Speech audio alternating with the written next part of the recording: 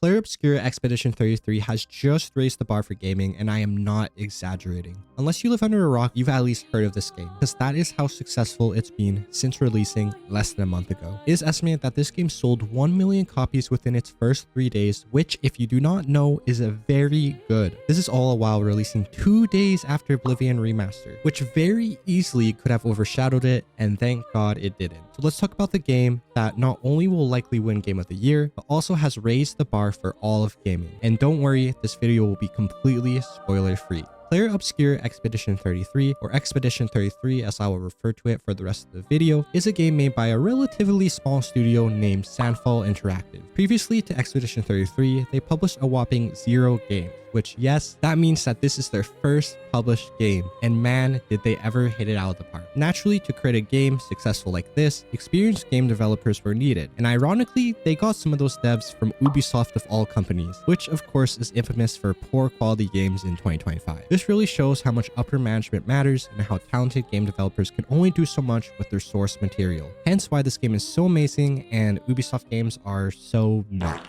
It's quite bizarre how some of the best games these days are shadow dropping or dropping with minimum marketing. This is more of a general statement. I'm not sure if this applies to Expedition 33, but I personally hadn't even heard about the game until a GameRanks review popped up on my YouTube feed on release day. To be fair, I don't really follow game trailers all that much these days, so it's very possible that I just missed it. Initially, when I saw the review, I was drawn in by beautiful graphics, solid character design, angelic music, and a compelling world. Admittedly, when I saw it was a turn-based combat game, I was severely disappointed. It's not that I hate turn-based combat games, but rather I had just finished playing a 100-hour turn-based combat game in Metaphor Refantasio, which, side note, is also amazing. But then something caught my eye in the gameplay, and that was the dodging and parrying system. This may have been done before, I don't know, but I hadn't seen anything like it. It turned what can sometimes be a slow and monotonous game mechanic into something that requires focus and timing. This realization was enough to prompt me to buy the game, which, can I mention, is only priced at $65 Canadian, or in other words, priced under the typical AAA game. This price deduction also comes with none of the drawbacks of your typical lower price games, like a shorter story, worse graphics, etc. Instead, you get beautiful graphics and a long story, which I believe is around 30 to 40 hours. All of this is great on paper. Graphics, music,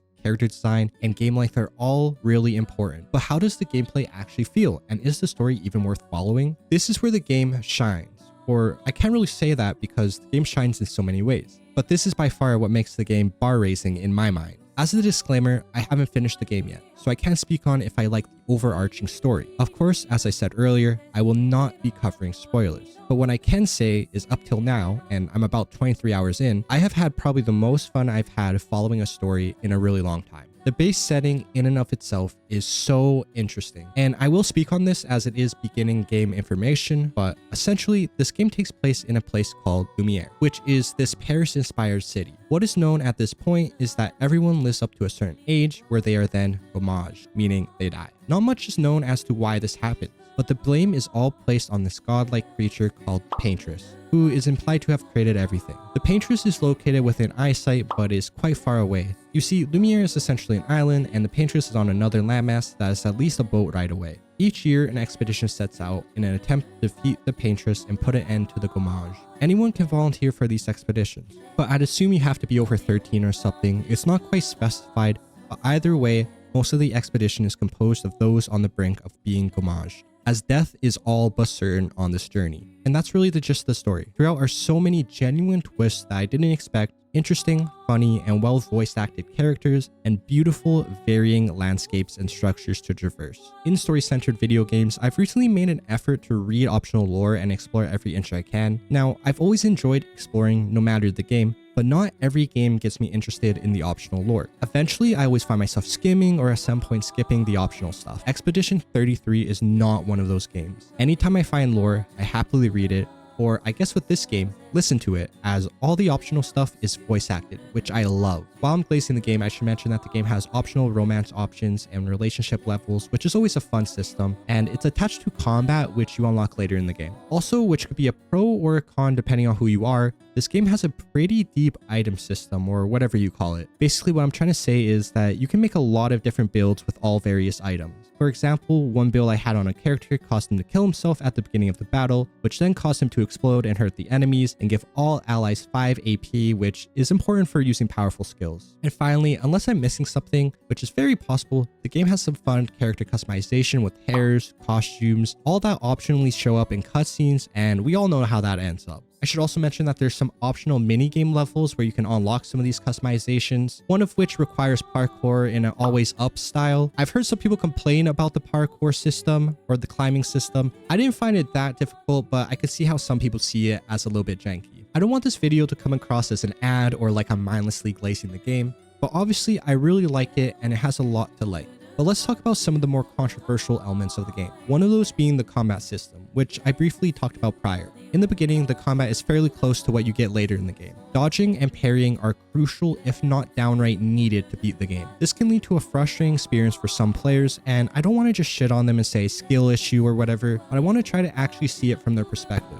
I personally find the game challenging in a satisfying way. I don't like a game that is a cakewalk. This game has 3 difficulties: Story, Expeditioner, and Expert. Expeditioner being the intended difficulty and what I personally play on. My perspective is of someone who is quite good at dodging and parrying, so much so that I pretty much exclusively parry. There's been times when I consider upping the difficulty, and there has been humbling times when I say hell no, what was I thinking? This game has optional bosses that can be extremely difficult, requiring pinpoint precision, and it doesn't help that the game allows you to fight these enemies while being severely under-leveled. Now, I don't have a problem with this at face value. I think it's actually quite fun. If I go into a battle and I see my attacks are doing next to 0 HP and the boss proceeds to bend me over and rail me, I take the L and I move on. The regular bosses can also be quite difficult, but I think they're at a really good level.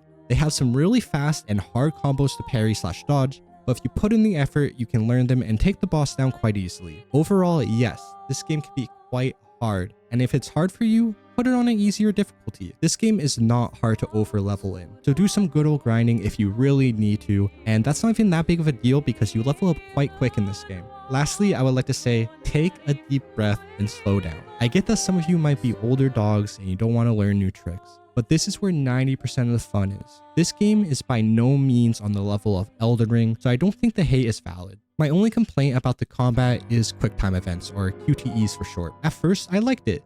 It made the attacks feel more interactive than standard turn-based combat. After a while, it got a bit tedious for me, and maybe I'm just being a baby about this, but it's something that I noticed after playing for a while. And since we're on the topic of complaints, let's talk about my only other complaint, and that's the lip syncing. My god, it is terrible. At first, I thought maybe it's lip synced in another language. I thought this because they occasionally speak French in the game and you can change the voice acting to French, but then I realized it isn't. It's just bad.